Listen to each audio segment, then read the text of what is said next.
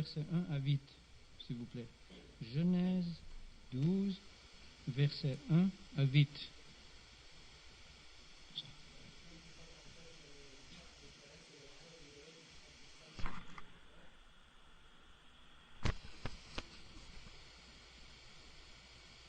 سفر التكوين الإصحاح 12 من العدد الأول إلى العدد الثامن. وقال الرب لأبرام: اذهب من أرضك ومن عشيرتك ومن بيت أبيك إلى الأرض التي أريد، فأجعلك أمة عظيمة وأباركك وأعظم اسمك وتكون بركة، وأبارك مباركيك ولاعنك ألعنه، وتتبارك فيك جميع قبائل الأرض. فذهب أبرام كما قال له الرب، وذهب معه لوط. وكان أبرام ابن 75 سنة لما خرج من حران. فأخذ أبرام ساراي امرأته ولوطا ابن أخيه وكل مقتنياتهما التي اقتنيا والنفوس التي امتلكا في حران، وخرجوا ليذهبوا إلى أرض كنعان، فأتوا إلى أرض كنعان. واجتاز أبرام في الأرض إلى مكان شكيم إلى بلوطة نورة. وكان الكنعانيون حينئذ في الأرض. وظهر الرب لأبرام وقال: لنسلك أعطي هذه الأرض. فبنى هناك مذبحا للرب الذي ظهر له. ثم نقل من هناك إلى الجبل فرق بيت إيل ونصب خيمته، وله بيت إيل من المغرب وعاي من المشرق. فبنى هناك مذبحا للرب ودعا باسم الرب. Amen. Ce n'est pas mon intention maintenant de parler de tous les détails de ce passage. On aurait besoin de quelques soirs pour vraiment sonder ce passage qu'on a lu ce soir. Mais ce que je voulais souligner par rapport à Abraham, ce que nous avons exprimé dans la prière, c'est deux pensées. Il y avait une réponse avec Abraham, une réponse envers Dieu. Et c'est ça qu'on voit dans ces sacrifices. J'ai mentionné une fois qu'il y a 14 sacrifices dans la vie d'Abraham que nous avons dans la Genèse. Et dans ces 14 sacrifices, nous voyons une réponse envers Dieu. La deuxième pensée était qu'il a réalisé la présence de Dieu. Et dans nos prières, nous avons parlé de la présence du Seigneur au milieu de nous. Et Abraham est le père de tous les croyants. Abraham a réalisé la présence de Dieu. Il était un idolâtre. Josué 24, vous pouvez voir, il était aussi un idolâtre. Et le Dieu de gloire lui est apparu. On voit cela dans Acte 7, dans le discours d'Étienne devant le conseil juif. Il parlait du Dieu de gloire qui lui est apparu. Et ainsi, nous avons ici dans Genèse 12 un point de départ important, un changement dans les voies de Dieu. Dieu a laissé aller les nations sur leur propre chemin. Mais Dieu a appelé un homme, un seul homme, d'entre les nations, pour l'avoir comme son témoin, pour l'avoir pour lui-même. Dieu voulait avoir Abraham pour lui-même et aussi ses descendants. Donc il y aurait beaucoup de pensées qu'on pourrait élaborer, la question de l'élection, la question d'un appel de Dieu, la question de la communion avec Dieu, beaucoup de choses qu'on voit ici dans ce chapitre. Mais ce soir, je voulais juste résumer brièvement les 14 sacrifices. Et on voit que Abraham donne une réponse à ce que Dieu lui montre. Dieu l'a appelé. Et ainsi, Abraham a obéi. C'est un autre thème qu'on pourrait étudier. Et Abraham est parti pour arriver au pays promis. Et puis, qu'est-ce qu'il a fait là? Dans Genèse 12, verset 6, il est au milieu du pays, à Sichem, et là, qu'est-ce qu'il a constaté au verset 7? Les Cananéens étaient là. C'était pire que les gens d'où il était parti. Ces gens-là étaient plongés dans la pire idolâtrie. Mais là, Dieu lui est apparu. Au verset 7, l'Éternel apparut à Abraham. Vous voyez, Abraham a réalisé la présence de Dieu. Et Abraham a donné une réponse à ce que Dieu lui a montré. Une réponse par rapport à cet appel, une réponse par rapport à cette apparition. Et on lit au verset 7,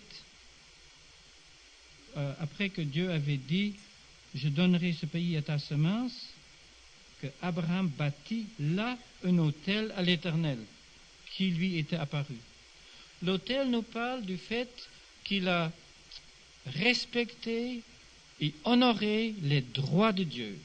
Le premier autel qu'on a vu dans Genèse 8, c'était après le déluge. Noé a construit le premier autel dans la Bible pour reconnaître, pour réclamer les droits de Dieu ici sur la terre. Et ici, dans le monde d'idolâtrie, Abraham reconnaît les droits de Dieu. Dans le temps de Noé, Noé était le seul, il n'y avait pas d'idolâtrie. Mais bientôt, il y a eu cette idolâtrie qu'on voit dans Genèse 10 et 11. Puis là, Dieu a fait sortir Abraham de l'idolâtrie, et ici, entouré des Cananéens, les pires idolâtres, il donne un témoignage à ce Dieu qui lui est apparu, et il donne une réponse à ce Dieu de gloire. Il bâtit cet autel. Voilà, pour nous aussi une leçon, pour répondre à ce que Dieu nous a montré et pour reconnaître les droits de Dieu lorsque nous sommes ici sur la terre. L'autel nous parle aussi d'un accès vers Dieu. Abraham avait un accès direct avec ce Dieu. Nous, par la grâce, nous avons un accès direct. Nous sommes encore plus privilégiés qu'Abraham l'était. On voit cela dans le Nouveau Testament. Maintenant, le deuxième autel, le deuxième sacrifice est au verset 8 et 9. Il se transporta de là vers la montagne à l'orient de Bethel et tendit sa tente. Là, on le voit comme pèlerin. Abraham était séparé de l'idolâtrie de Babylone. Il était séparé de l'idolâtrie dans le pays Canaan. Et il était un pèlerin en route pour le ciel. Mais aussi en route pour que Dieu puisse accomplir ses promesses qu'il lui a données pour sa semence. Un jour, ici sur la terre, la semence d'Abraham va être le centre de bénédiction. On verra ça un peu plus tard. Donc ce deuxième autel reconnaît les droits de Dieu comme celui qui est apparu à Abraham. Et il y a un nouvel élément qui s'ajoute, Bethel. Bethel, au verset 8, est la maison de Dieu. Abraham a réalisé la présence de Dieu, comme nous l'avons exprimé tantôt dans les prières. La maison de Dieu parle de la présence de Dieu. Et Abraham bâtit cet autel pour reconnaître les droits de Dieu. Il donne une réponse. Il invoqua le nom de l'Éternel. Et ainsi, il a honoré ce Dieu merveilleux. Ensuite, il y a eu un laps de foi. On voit qu'il est descendu en Égypte et là, il a suivi ses propres raisonnements. Il n'a pas agi par la foi. Et là, c'était comme une défaite. Mais qu'est-ce qu'on voit au chapitre 13, verset 1? Abraham monta d'Égypte. Là, on le voit comme vainqueur. Il retourne à la place où il était auparavant. Et on a vu, lorsqu'on a parlé de ces passages, c'est une leçon pour chacun de nous. Les leçons qu'Abraham, le père de tous les croyants, a apprises sont des leçons que nous devons apprendre. Pas seulement pour donner une réponse à Dieu, pour réaliser sa présence, mais aussi pour juger notre propre raisonnement, notre propre volonté, notre volonté propre pour faire nos plans et réaliser nos plans dans l'indépendance de Dieu. L'Égypte, dans la Bible, nous parle d'un système qui est marqué par l'indépendance de Dieu. Et Abraham était sous cette influence-là. Mais il est restauré, il est retourné à cette place qu'il avait auparavant. Et pour nous, c'est important aussi, s'il y a une déviation dans notre vie, il faut retourner. Il faut confesser qu'on a manqué et ensuite retourner. Et monter veut dire, ça nous parle d'une énergie spirituelle. Abraham est vu ici comme un vainqueur. Et là, on voit au verset 3, il s'en alla en cette traite du midi jusqu'à Béthel, maison de Dieu, jusqu'au lieu où était sa tente au commencement entre Béthel et Aï. Aï veut dire amas de pierre. C'est comme une illustration de l'état de ce monde, un tas de ruines. Et la foi réalise la condition de ce monde et se réjouit dans ce Dieu de Béthel, le Dieu de la maison de Dieu. Et on lit au verset 4, au lieu où était l'autel qu'il avait fait auparavant. Et Abraham invoqua là le nom de l'Éternel. Donc, il est restauré et il a appris une leçon. Et ainsi, nous devons apprendre nos leçons. Dieu veut nous rendre plus forts qu'auparavant. Abraham convainqueur. Donc, c'est encore le deuxième autel, mais c'est maintenant le troisième sacrifice. Le sacrifice d'un croyant restauré et fortifié. Dans le chapitre 13, à la fin du chapitre 13, nous voyons le troisième autel et le quatrième sacrifice. Là, Dieu a instruit Abraham. Abraham s'est séparé de Lot. Auparavant, il a dû se séparer de l'Égypte et de l'influence de l'Égypte. Dans le chapitre 13, il doit se séparer de l'influence de Lot. Lot était encore sous l'influence de l'Égypte. Mais Abraham voulait être seulement sous l'influence de ce Dieu de gloire. Et là, Abraham, au verset 14, l'Éternel dit à Abraham, après que Lot se fut séparé de lui, « Lève tes yeux et regarde du lieu où tu es, vers le nord, vers le midi et vers l'orient et vers l'occident, car tout le pays que tu vois, je te le donnerai et à ta semence. » Dis cela aujourd'hui au monde politique où nous vivons. Mais ça, c'est la parole de Dieu. Et je ferai que ta semence sera comme la poussière de la terre. Et là, au verset 17, lève-toi et promène-toi dans le pays, en long et en large, car je te le donnerai. Est-ce que Dieu va manquer à accomplir cette promesse? Pas du tout. Il va accomplir cette promesse. Mais pas sur la base des efforts d'Israël, les descendants d'Abraham, mais sur la base de la foi, comme on voit ici avec Abraham. C'est ça le point. Israël ne peut jamais regagner ce pays promis sur la base de leurs propres efforts, en rejetant le Messie, mais seulement sur la base de la foi, lorsque le temps sera venu. Après la grande tribulation, ils vont se retourner comme nation à ce Dieu dans la repentance. Aujourd'hui, c'est pour chaque individu de se repentir et reconnaître la grandeur de Dieu et répondre par la foi à ce grand Dieu. Et là, Abraham a bâti le troisième autel à Hébron. Hébron nous parle de cette communion qu'il avait avec ce Dieu de gloire. Est-ce qu'on donne, nous aussi, une telle réponse à la gloire de Dieu? Chapitre 14, nous voyons le cinquième sacrifice. Et là, je ne veux pas répéter les détails qu'on a vus. Là, Abraham est intervenu pour aider Lot. Lot était quand même son frère, son neveu. Et Abraham a dû se séparer de Lot. Mais ça ne veut pas dire qu'il ne voulait pas aider à Lot lorsque Lot avait besoin de cela. On voit ça dans ce chapitre 14. Et après cette conquête, après cette victoire, nous voyons qu'avant qu'il rencontre le roi de Sodome, il a rencontré le roi Melchisédek. Melchisédek, et c'est peut-être bon de lire quelques versets dans Hébreux 7 pour voir la grandeur de Melchisédek. Parce que vous voyez, Abraham est le père des croyants, il est aussi le père d'Israël. Mais ici, nous voyons qu'Abraham rencontre quelqu'un qui est plus grand que lui. Et Hébreux 7 explique cela.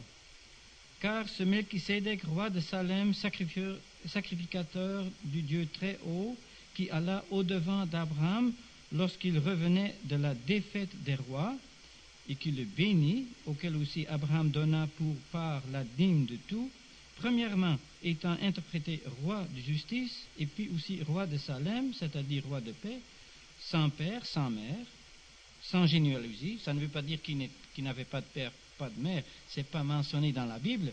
Pourquoi?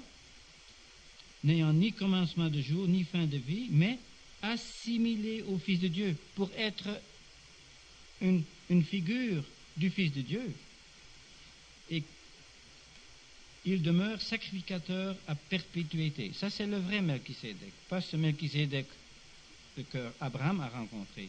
Mais ce Melchisédek qu'Abraham a rencontré est une image du Seigneur Jésus selon cet ordre qu'il a maintenant comme Melchisédek, roi sacrificateur, plus grand qu'Abraham.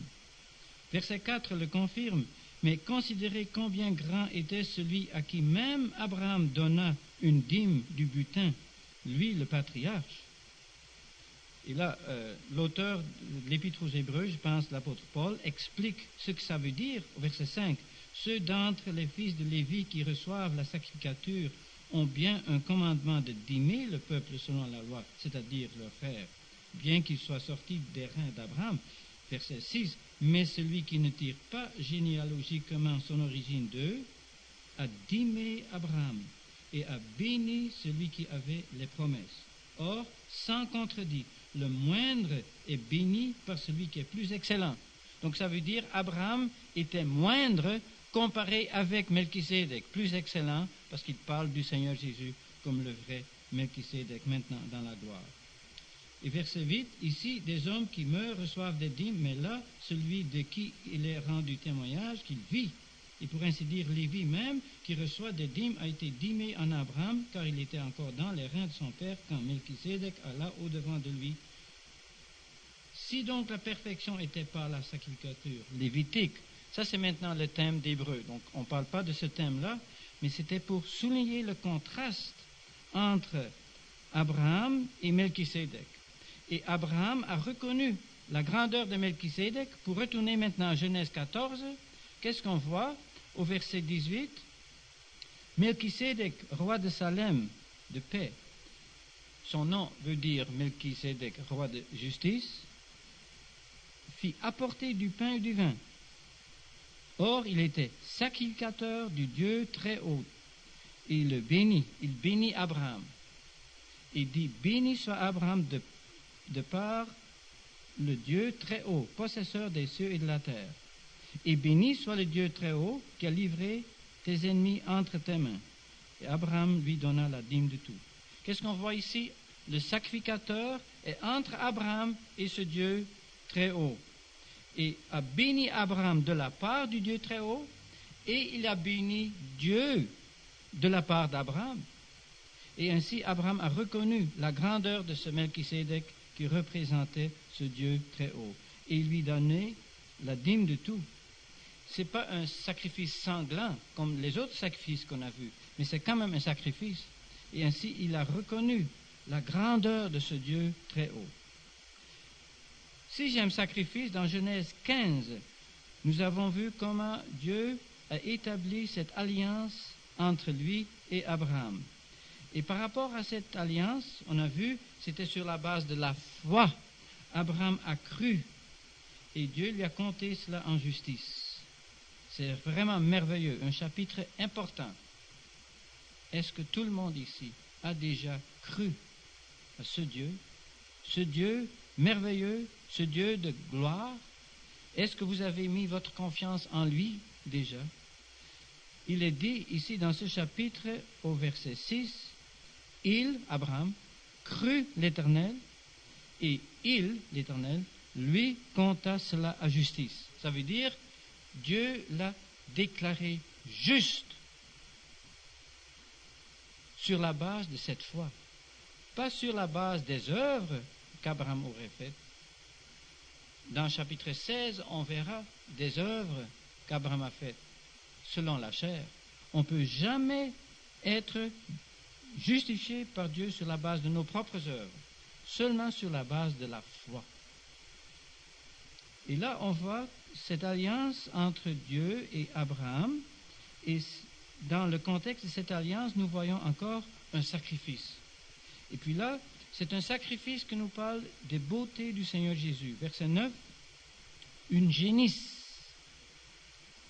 Lorsqu'on a parlé de ce passage, j'ai mentionné ces quelques détails qui nous parlent de la perfection du Seigneur Jésus, son affection, sa persévérance comme chèvre par rapport au sacrifice pour le péché, un bélier qui nous parle du dévouement et de maturité, 3 ans. Le Seigneur Jésus avait cette maturité.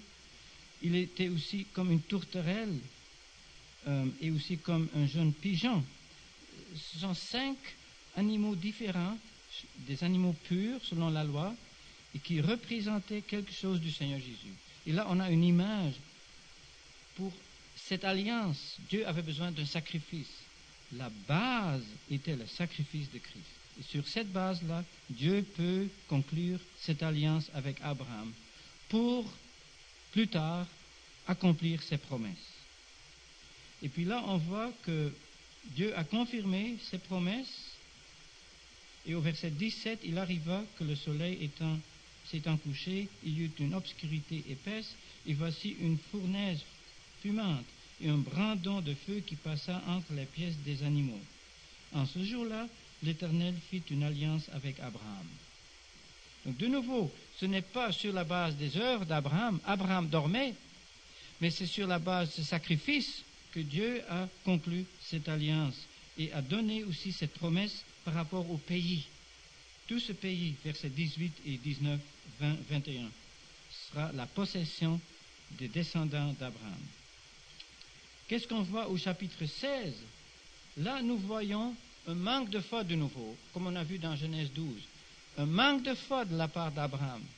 Il a commencé à raisonner. Sa femme était stérile. Et là, elle a suggéré qu'il prenne cette esclave Agar comme concubine et qu'ainsi il y aurait un héritier. C'est impossible. Ce n'est pas selon les plans de Dieu.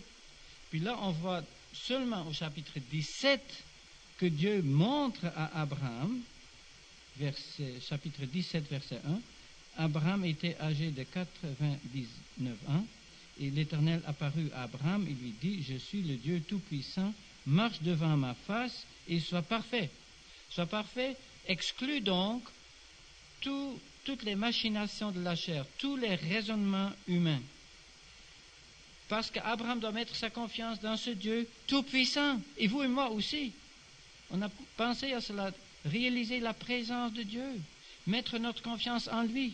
C'est ça qu'Abraham a dû faire. Et là, dans le chapitre 17, on voit le 7e sacrifice. Abraham, dans la présence de ce Dieu Tout-Puissant, il va mettre sa confiance dans ce Dieu Tout-Puissant.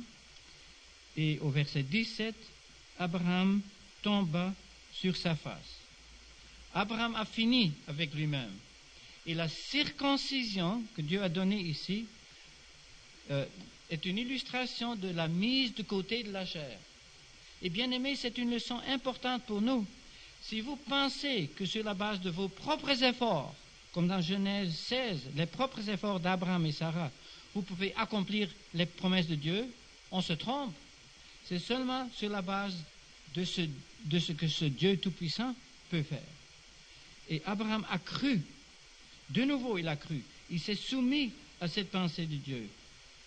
Il s'est tombé sur sa face. Ça veut dire, lui, rien de lui, tout de Dieu. Et c'est une leçon importante pour nous. La mise de côté de la chair. Donc ça, c'est le 7e sacrifice. Il se donne lui-même en sacrifice. Un sacrifice vivant. Et vous pouvez noter cela pour lire chez vous. Romains 12, versets 1 et 2. Nous sommes exhortés à nous donner notre corps comme un sacrifice vivant, ensemble, comme un sacrifice vivant. Ce serait un autre passage à étudier en détail. Ça prendrait une autre étude. Mais ici, on voit que Abraham a eu maintenant cette communion avec ce Dieu de gloire. Et ce Dieu de gloire a dit au verset 21, Mais mon alliance, je l'établirai avec Isaac, que Sarah t'enfantera en cette saison, l'année qui vient. Et ayant achevé de parler avec lui, Dieu monta d'auprès d'Abraham. Donc la relation avec Dieu a été rétablie. Il y a un nouvel élément.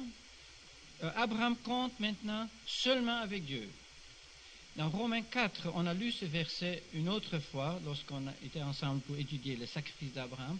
On a lu dans Romains 4 où on voit cette foi d'Abraham de plusieurs façons, souligné de plusieurs façons. Vous pourriez relire ce passage dans Romains 4 concernant cette foi du Père des croyants. Et ainsi, nous devons exactement faire la même chose qu'Abraham.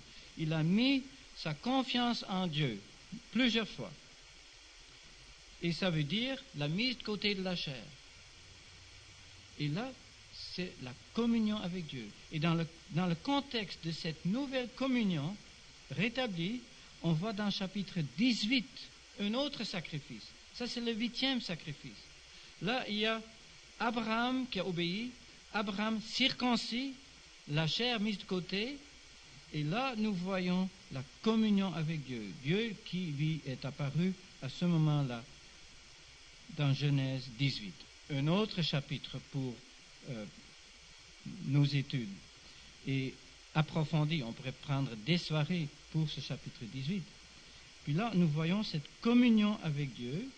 Et dans ce contexte, nous lisons au verset 6, Abraham alla en hâte dans la tente vers Sarah et dit, prends vite 3 mesures de fleurs de farine. Là, nous avons une illustration du sacrifice du Seigneur Jésus par rapport à sa vie, le sacrifice qui est appelé quelquefois sacrifice de gâteau, qui nous parle de la vie parfaite du Seigneur Jésus. Sacrifice de cette offrande de gâteau. Et au verset 7, Abraham courut, encore cette énergie de la foi, courut au troupeau et prit un veau tendre et bon. Là, nous voyons une illustration du sacrifice du Seigneur Jésus. Il a donné sa vie pour que nous puissions avoir la communion avec Dieu. On voit cela dans Luc 15 par rapport à ce veau gras. Et là, il y a la communion, la joie de la communion avec le Père et ceux qui sont dans la maison. Et ainsi, nous voyons cette joie de la communion ici avec Abraham et Sarah et Dieu. Et il se tint auprès d'eux sous l'arbre. Donc la communion, Abraham était dans la présence de Dieu, il a joui de la présence de Dieu. On voit au verset 8 aussi qu'il a pris la crème et du lait ensemble avec le veau, contrairement aux lois des Juifs présentement, avec kashrut, le kosher.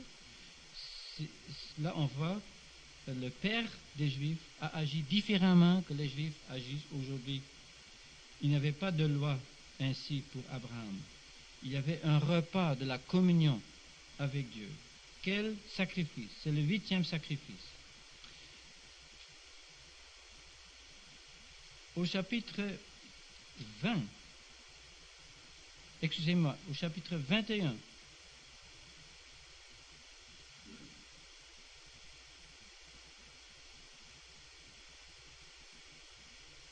nous avons le 9e sacrifice. On n'en a pas parlé encore. C'est à l'occasion d'Isaac qui fut sevré, au verset 8. Donc maintenant, Dieu a accompli la promesse. Isaac est né.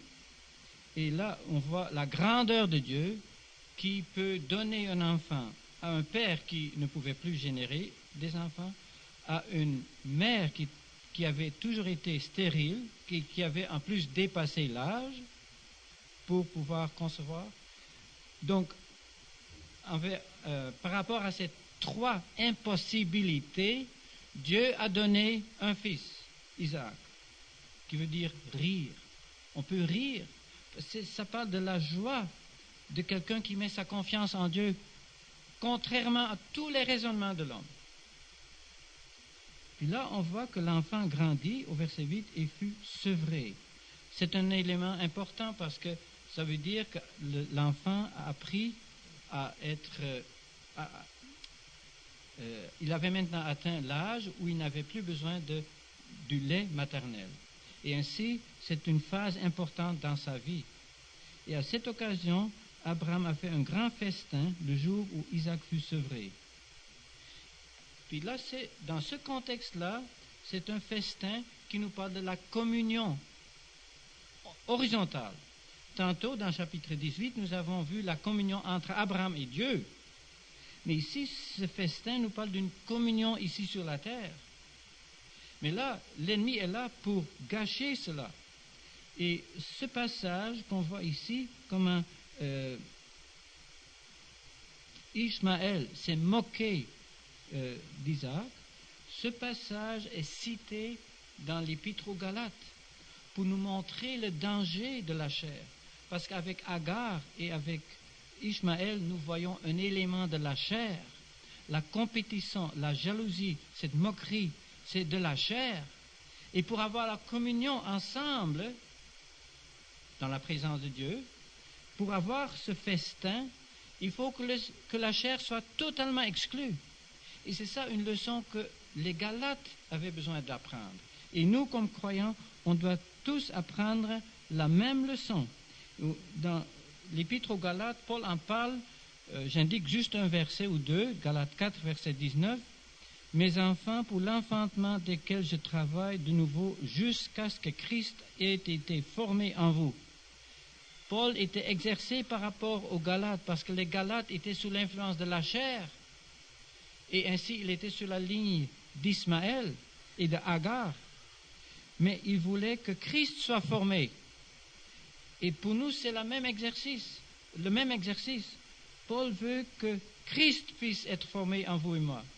Là, on peut avoir un festin, selon les pensées de Dieu. Là, on peut avoir la communion ensemble. Mais s'il y a un élément de la chair, la jalousie, ou la compétition, quoi que ce soit, on ne peut pas avoir cette communion. Donc, lisez Galates 4 en détail. On ne peut pas le faire maintenant. C'est une autre étape importante par rapport à ces 14 sacrifices. Dans le chapitre 21, nous voyons encore un autre sacrifice. C'est à la fin du chapitre 21, où Abraham a eu cette alliance avec le roi Abimelech. Et là, nous voyons au verset 27, Abraham prit du menu et du gros bétail et le donna à Abimelech, et ils firent alliance, eux deux. Et Abraham mit à part 7 jeunes brebis du troupeau, et Abimelech dit à Abraham, qu'est-ce que c'est 7 jeunes brebis que tu as mises à part? Il répondit, c'est que tu prendras de ma main ces 7 jeunes brebis pour me servir de témoignage que j'ai creusé ce puits. C'est pourquoi on appela ce lieu-là Beersheba, parce qu'ils y jurèrent les deux. Et ils firent alliance à Beersheba. Puis là, Abraham planta, verset 33, un tamarisque à Beersheba, c'est un témoignage, et là, il invoqua le nom de l'Éternel, le Dieu d'éternité. Donc, dans ce contexte de cette alliance, on voit pas le mot sacrifice, mais c'est la pensée d'un sacrifice.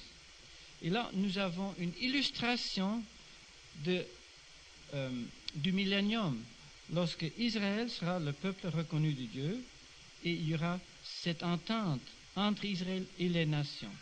Et là, c'est sur la base de ce puits du serment. Sheba nous parle de cela, puits du serment. C'est sur la base de cela, Dieu a eu ce serment, sur la base du serment envers Abraham.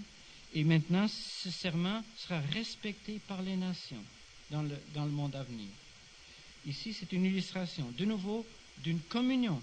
Là, il y a la communion, mais en image prophétique, entre Israël, les descendants d'Abraham, et les nations. Il y aura cette communion. Donc, c'est encore un autre élément d'un sacrifice. C'est sur la base du sacrifice que cette communion sera possible dans le millénium. Et ainsi, les nations seront bénies aussi.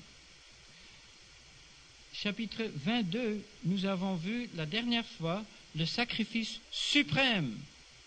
C'est le 4e autel qu'Abraham a bâti. Et ce sacrifice suprême de son propre fils, nous avons vu, nous parle du Père qui a donné son propre Fils. Dieu le Père a donné son propre Fils. C'est un chapitre merveilleux. Et je souligne cette pensée de l'amour. Vous voyez, dans Genèse 22, verset 2, Dieu parle, « Prends ton fils, ton unique, celui que tu aimes, Isaac, et va-t'en au pays de Moria, et offre-le en holocauste sur une des montagnes que je te dirai. » C'est la première fois dans l'Ancien Testament que nous trouvons le verbe « aimer ». Et ce qui m'a frappé beaucoup, dans Jean 3, verset 35, nous lisons « Le Père aime le Fils, il lui a donné toutes choses entre ses mains. » C'est la première fois dans l'évangile de Jean, qu'on lit par rapport à l'amour. C'est encore le même sujet. Le Père aime le Fils. Et on voit dans Genèse 22, c'est donc le 11e sacrifice que Dieu a donné son propre Fils en sacrifice. Et là, la dernière fois, on a parlé de l'adoration. Abraham était un adorateur. Il a donné son fils selon les pensées de Dieu comme adorateur. Il a respecté les droits de Dieu, l'autel. Il a donné son propre fils. Mais là, on a vu Dieu intervenu. Il a dit, non, sacrifie pas ton fils. Et là, on voit que Dieu a pourvu dans un substitut au verset 13.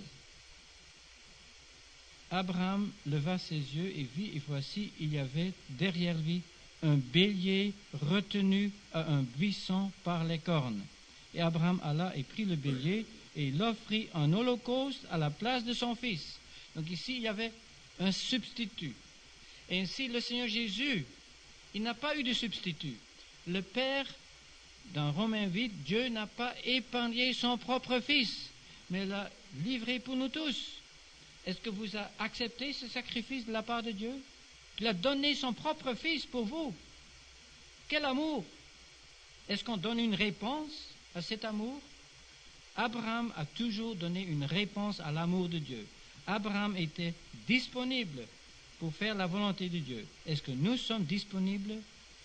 Dieu ne demande pas qu'on donne notre fils littéralement, mais Dieu veut avoir toute la place. On aime nos enfants, mais on ne peut pas leur donner cette place qui appartient à Dieu.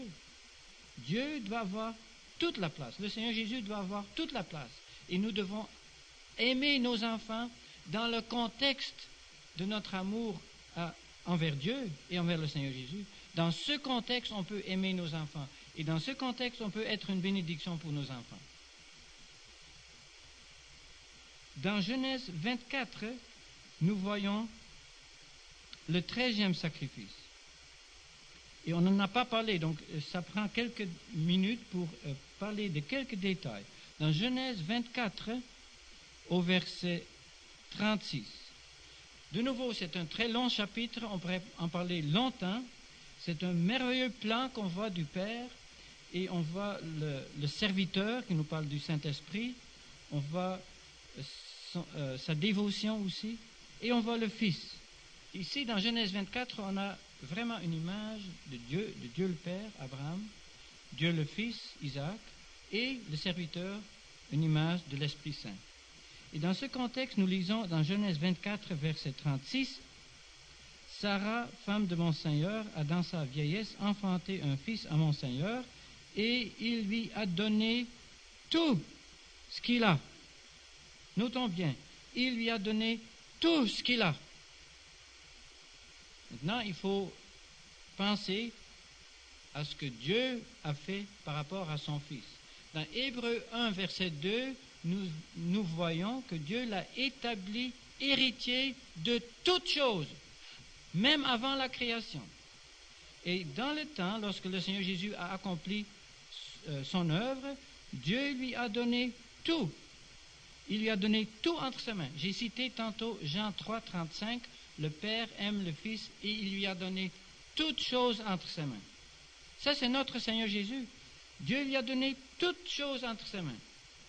Et qu'est-ce qu'on voit dans Genèse 24? Il va partager tout cela avec son épouse. Et ainsi, on voit dans Éphésiens 1, c'est un autre passage qu'on pourrait lire, Éphésiens 1, nous voyons comment Dieu a donné toutes choses au Seigneur Jésus. Éphésiens 1, verset 22. Et il a assujetti toutes choses sous ses pieds, et ensuite l'a donné pour être chef sur toutes choses à l'assemblée. Donc Dieu a donné toutes choses au Seigneur Jésus, et ainsi il a donné à l'Église. Quelle pensée! Ça nous montre la pensée de Dieu par rapport à l'Église.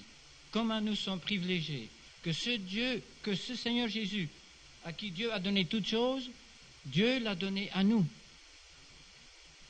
Et nous voyons dans Colossiens 2, verset 3, une autre pensée.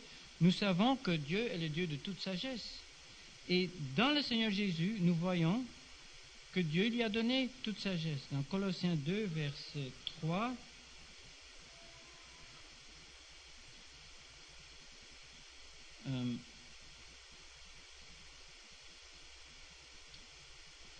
la connaissance du mystère de Dieu, c'est Christ, en qui sont cachés tous les trésors de la sagesse et de la connaissance.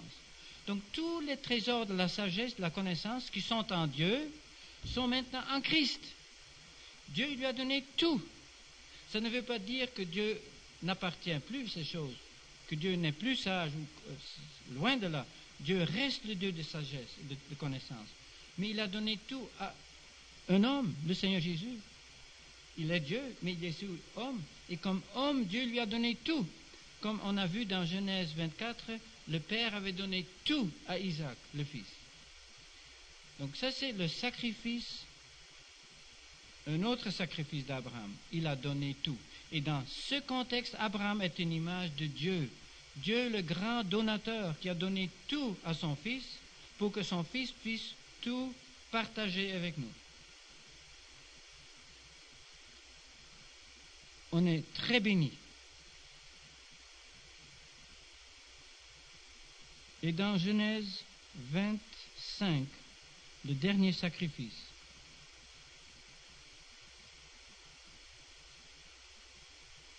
donc on arrive maintenant au 14e sacrifice d'Abraham, et là il est de nouveau une image de Dieu, comme dans Genèse 22, comme dans Genèse 24, aussi dans Genèse 25. Abraham est une image de Dieu par rapport aux nations. Dieu est le grand donateur. Et je répète ce qu'on a vu tantôt dans Genèse 25, verset 5. Abraham donna tout ce qui lui appartenait à Isaac. On a vu cette pensée dans Genèse 24. Et ainsi, on a cité plusieurs passages dans le Nouveau Testament qui confirment cela, que Dieu, le Père, a donné tout à son Fils, maintenant aussi comme homme. Mais là, il y a un autre élément que je voulais souligner au verset 6. Et au fils des concubines qu'eut Abraham fit des dons. Ici, nous avons une image de la relation entre Dieu et les nations. Dans le millénium, Dieu va être reconnu par toutes les nations comme ce grand Dieu donateur. Les nations ne vont pas partager dans toutes les bénédictions d'Israël. Les nations ne vont pas partager dans toutes nos bénédictions que nous avons comme Église dans la relation avec Christ. Mais les nations auront aussi une part de bénédiction. Dieu, le grand donateur, va bénir les nations. Et je vais terminer avec cette pensée-là. Juste quelques pensées dans l'Ancien Testament. Ésaïe, chapitre 56.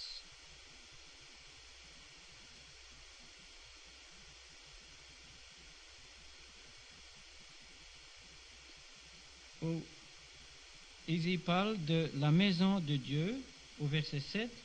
Je le ferai venir à ma montagne sainte, et je les rendrai joyeux dans ma maison de prière, et leurs holocaustes et leurs sacrifices seront agréés sur mon autel, car ma maison sera appelée une maison de prière pour tous les peuples.